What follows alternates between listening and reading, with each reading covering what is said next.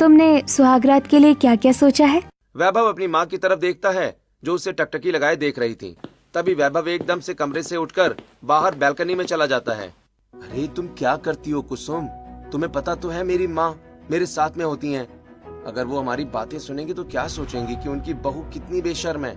वैभव कुसुम से बैल्कनी में बात कर ही रहा होता है कि तभी उसकी माँ पीछे पीछे बैल्कनी में आ जाती है और बेटा अब तुम दोनों की शादी तो होने ही वाली है, शादी के बाद बात कर लेना।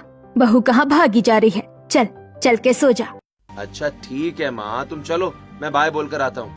तभी रजनी तुरंत वैभव से फोन ले लेती है और कान में लगाकर बाय बहू, तू भी सो जा, मेरे बेटे को भी सोने दे, अब शादी के बाद बातें कर लेना। रजनी फोन काटकर वैभव को अपने साथ लेकर कमरे में चली जाती है। उसे सुलाने के बाद ही सोती है।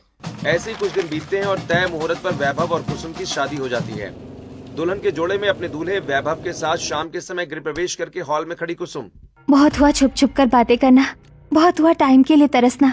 अब तो शादी हो गई है तो साथ में ही रहना है। अब सुकून से वैभव के साथ क्वालिटी टाइम स्पेंड करूंगी। तभी उसके पास रजनी की जेठानी, ननद और दूसरे रिश्तेदार आते हैं और बहू देख, तेरी सास ने बहुत कुछ सहा है। तेरे ससुर के ना रहने के बाद इसने तेरे पति का ख्याल रखा, पाला पोसा, उसे काबिल बनाया। तो अपनी सास को दुख मत देना, उसका ख्याल रखना। और ये सोचना कि वैभव तेरा पति बाद में है, पहले तेरी सास का बेटा है, उसके बुढ़ापे का सहारा है। कुसुम को समझाकर सभी रिश्तेदार एक एक करके अपने घर चले जाते हैं। उनके जाने के बाद वैभव, कुसुम और रजनी खाना खाने डाइनिंग टेबल पर बैठ जाते हैं, जहां माहौल में हल्की चुप्पी और थकावट होती है। वहीं कुसुम और वैभव एक दूसरे को चोरी छिपे देखकर इशारों इशारों में बात करते हैं। बस अब कुछ देर और, हाँ फिर इंतजार खत्म हो जाएगा। तब रजनी खड़ी होती है और जमाई लेती है। चलो ठीक है, तुम दोनों कमरे में जाकर आराम करो, मैं भी काम सॉर्टे कर लूं। तभी वैभव और कुसुम तुरंत खड़े होकर अपने कमरे की ओर बढ़ते हैं और जल्दबाजी में कमरे के अंदर जाकर कमरे का दरवाजा बंद करना ही भूल जाते हैं। कमरे में पहुंचकर कुसुम देखती है कि पूरा कमरा फूलों से सजा होता है। तभी वैभव उसे कमर से पकड़ लेता है। वाह, कमरा कितना प्यारा सजाया है।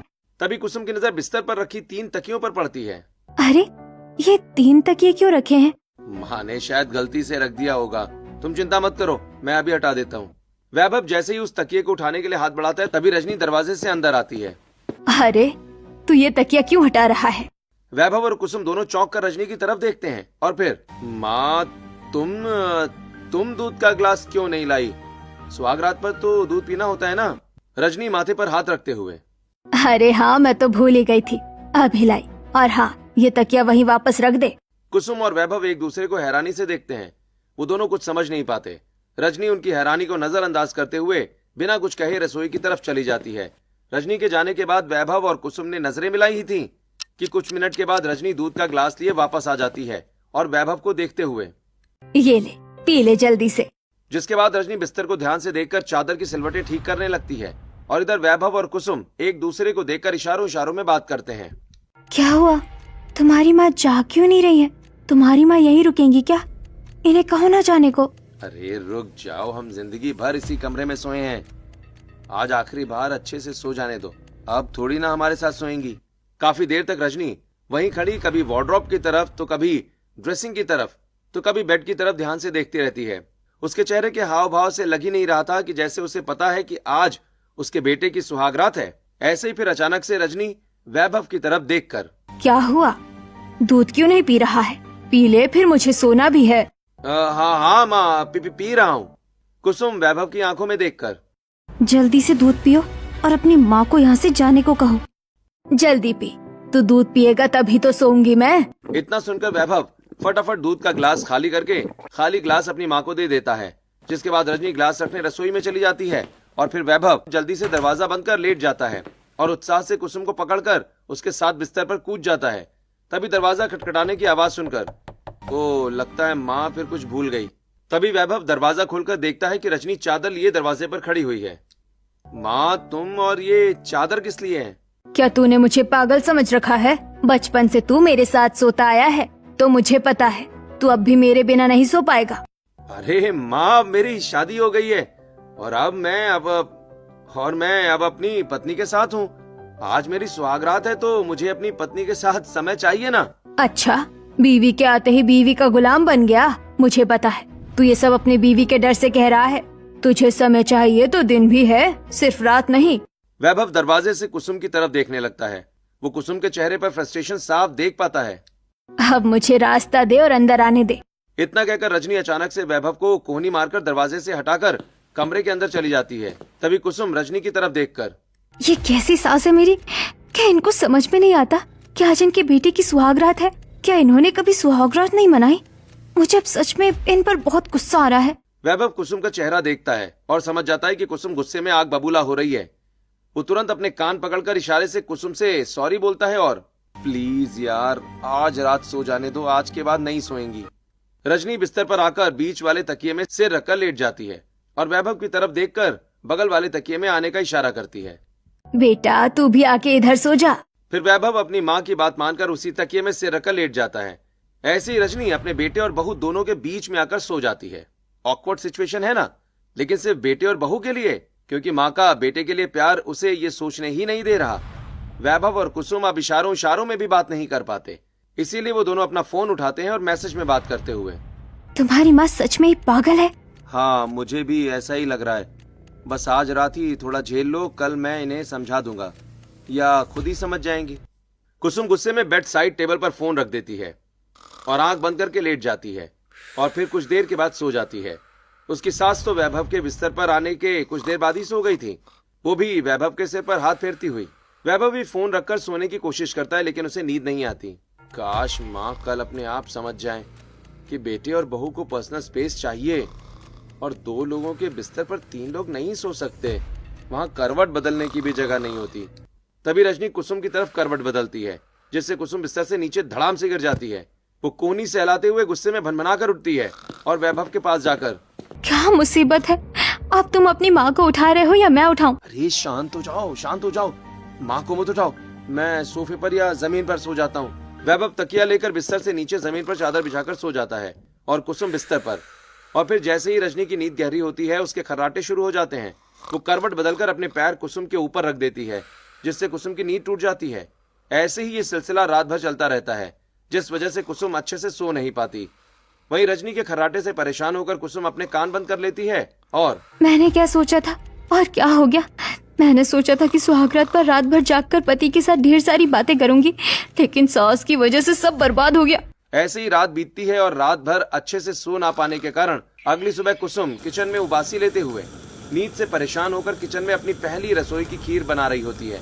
तभी वहाँ उसकी सास की जेठानी और ननद आती हैं और, अरे बहू, लगता है रात भर सोई नहीं हो। हाँ, पहली रात की थकान है। कुसुम शर्माने का नाटक करती है, लेकिन उसके मन में गुस्सा भरा होता है।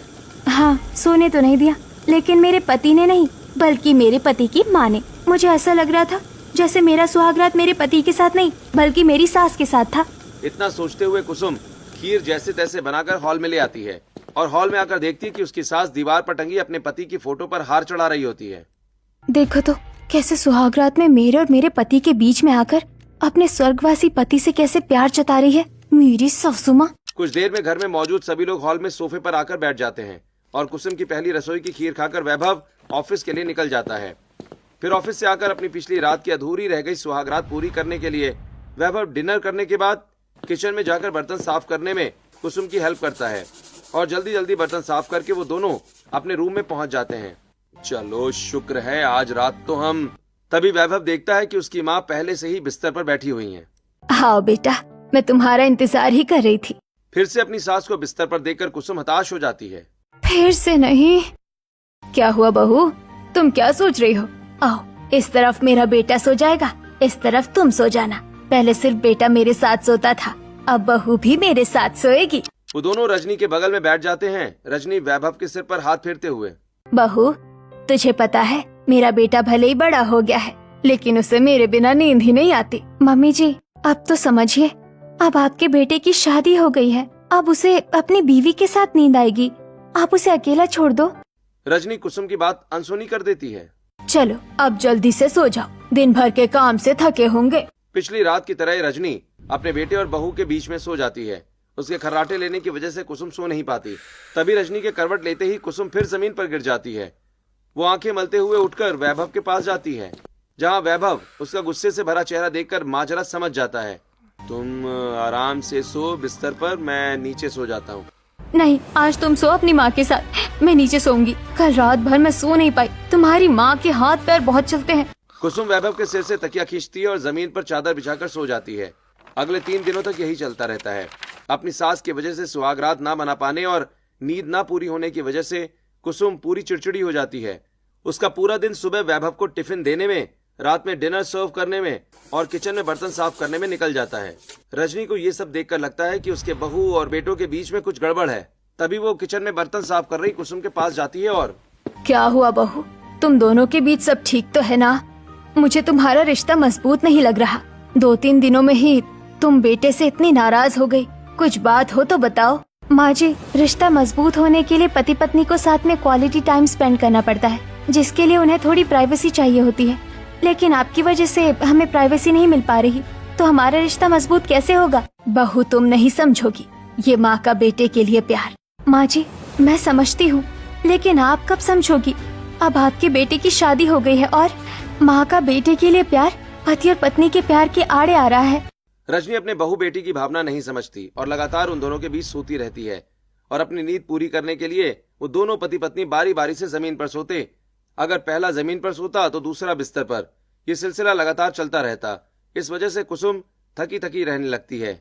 और फिर एक सुबह जब कुसुम घर के बाहर सब्जी वाले भैया के ठेले के पास खड़ी उबासी लेते हुए सब्जी तौलवा रही थी, तब उसकी पड़ोसन किरण उसके पास आती है और लगता है तुम्हारा पति रात भर तुम्हें जगा कर रखता है। कुसुम कोई जवाब नहीं देती, बस उसे गुस्से से देखती है और सब्जी लेकर हॉल में आ जाती है। जब सोफे पर बैठे अपने पति की तस्वीर साफ करती हुई उसकी सास, बहू, जितनी थकी हुई तुम आजकल रहती हो, इस घर में उतना काम तो होता नहीं है, तो तुम इतना थक कैसे जाती हो? बुढ़िया, इसकी वजह तू है और अनजान ऐसे बन रही है जैसे कि दूध पीती बच्ची हो। मेरी सुहागरात खराब करके तू क्या चाहती है? जिंदगी भर हम दोनों के बीच सोए? लेकिन अब ऐसा नहीं होगा। अब मैं तुझे बताऊंगी कि माँ बेटे का प्यार पत्नी के आ जाने के बाद कम नहीं होता, लेकिन बदल जरूर जाता है। अब कुसुम अपनी सास से उसी की बुराई तो नहीं कर सकती थी, इसलिए एक दिन वो अपनी फ्रेंड अमीशा से मिलने एक फैंसी रेस्टोरेंट में जाती है, जहाँ टेबल पर बैठकर ब्राउनी खाते हुए। और बता, जीजू ने तुझे सुहागरात में क्या गिफ्ट दिया था और तूने उन्हें क्या दिया? सुहागरात पर मेरे पति ने साथ में सोने वाली सास गिफ्ट करी। क्या मतलब? ये क्या बोल रही है? कुसुम उसे पूरी बात बताती है और पूरी बात सुनने के बाद अमीशा माथा पकड़कर बैठ जाती है। कैसी सास है तेरी? क्या उन्हें नहीं पता कि सुहागरात क्या होती है? अगर उन्हें अपने बेटे के साथ ही जिंदगी भर सोना था तो उन्होंने अपने बेटे की शादी क्यों की? और तू इतना झेल कैसे रही है? अगर मैं तेरी जगह होती तो पति को लेकर कब का अलग हो जाती। देख, मेरे ससुर नहीं है, मेरी सास ने उन्हें पाल पोस कर बड़ा किया है। मैं बुढ़ापे में किसी की माँ को उसके बेटे से अलग नहीं करना चाहती और न ही जवानी में मैं अपने पति से अलग रहना चाहती हूँ। ठीक है, फिर तू कोई बीच का रास्ता निकाल जिससे तेरी सास को समझ में आ जाए कि अब उनका बेटा किसी का पति है और तुझे तेरा पति मिल जाए। अपनी फ्रेंड को सारी बात बताकर कुसुम अपना मन हल्का कर लेती है। अपनी फ्रेंड से अपनी सास को समझाने का आइडिया लेकर कुसुम घर वापस लौटती है और फिर अगली सुबह हॉल में अपनी सास को साफ सुथरी साड़ी पहने छोटे साफ कपड़े से अपने ससुर की तस्वीर साफ करके टेबल पर रखे ताजे गुलाब के फूलों की माला बनाकर तस्वीर पर चढ़ाते देखती है। जब से इस घर में आई हूँ रोज यही देखती हूँ। माँ जी सुबह उठकर सबसे पहले पापा जी की तस्वीर साफ करती है, फिर हार चढ़ाती है। उन्हें पापा जी की तस्वीर की बहुत परवाह है, हर चीज से ज्यादा। तभी उसे एक आइडिया आता है। आइडिया? अब मेरे ससुर जी ही सास को समझाएंगे। कुसुम अपने ससुर की तस्वीर को निहारती हुई अपनी सास के पास पहुंचती है और पापा जी को गुजरे हुए इतना समय हो गया, आपको उनकी याद आती होगी ना? याद तो बहुत आती है बहू, लेकिन मैं क्या करूं, अपनी किस्मत तो नहीं बदल सकती ना। मेरी किस्मत में पति का प्यार नहीं था तो वो मेरे साथ नहीं है, बेटे का प्यार था तो बेटा साथ है, और अब तुम जैसी बहू भी मिल गई है। बस अब एक पोता या पोती आ जाए तो मुझे किसी चीज की कोई कमी नहीं होगी। पोता या पोती कैसे आएगी माँ जी? आप हमें थोड़ी सी भी स्पेस तो देती नहीं है। आप हमें कभी अकेला नहीं छोड़ती, हमारे साथ हमारे बेडरूम में ही सोती हैं। यहाँ तक कि हमारी सुहागरात पर भी आप हमारे साथ ही सोई थी। तो क्या कहा बहू? कुछ नहीं माँ जी, आप चिंता मत करिए, बहुत जल्द आपको दादी बनने का सुख भी मिल जाएगा। इतना कहकर कुसुम किचन में चली जाती है और कुछ देर के बाद जब उसकी सास अपने कमरे में आई तो वो हॉल में आकर सावधानी से यहाँ वहाँ देखकर तस्वीर की माला गिरा देती है और फिर जल्दी से वहाँ से हटकर सोफे पर बैठ जाती है। थोड़ी देर के बाद रजनी जब वापस आती है और गिरी हुई माला देखकर, ये किसने किया? कुसुम रजनी के पास आती है और गिरी हुई माला देखकर माँ जी, लगता है बिल्ली ने गिरा दिया होगा। बिल्ली? आज तक तो ऐसा नहीं हुआ, तो आज कैसे हो गया? माँ जी, आज तक ऐसा भी तो नहीं हुआ कि बेटे की सुहागरात पर सास उसके साथ सोई हो। ये भी तो हुआ है ना? अच्छा, हाँ। रजनी चुपचाप माला उठाकर फिर से उस तस्वीर पर चढ़ा देती है और फिर उसी रात हमेशा की तरह अपने कमरे में कुसुम अपनी सास के साथ लेटी होती है और वैभव जमीन पर सो रहा होता है। मेरी तरकीब काम कर रही है, बस माँ जी समझ जाए। फिर अगली सुबह रजनी हॉल में सोफे पर अपने बेटे और बहू के साथ बैठी अपने पति की तस्वीर साफ कर रही होती है। देखा, मुझे कितना प्यार करने वाला बेटा मिला है और बहू भी मेरा कितना सम्मान करती है। काश आप यहाँ होते तो देखते। इतना कहकर तस्वीर साफ करके रजनी दीवार पर टांग देती है और फिर हमेशा की तरह माला चढ़ाकर वहाँ से चली जाती है। वहीं अपने पति के ऑफिस जाने के बाद हॉल की साफ सफाई करने के बहाने कुसुम झाड़ू से अपने ससुर की तस्वीर साफ करने लगती है। ससुर जी, मुझे माफ कर देना। मैं आपका अपमान नहीं करना चाहती, लेकिन ऐसा करना मेरी मजबूरी है, नहीं तो आपकी पत्नी जिंदगी भर अपने बेटे के साथ ही सोएंगी। तभी अचानक रजनी वहाँ आ जाती है। उसे ऐसा करता देखकर उसके पास आती है और बहू, ये क्या कर रही हो तुम अपने ससुर की तस्वीर को झाड़ू से क्यों मार रही हो? अरे माँ जी, मैं मार नहीं रही, तस्वीर में धूल जम गई थी ना, बस वही साफ कर रही हूँ। और इतना परेशान क्यों हो रही है?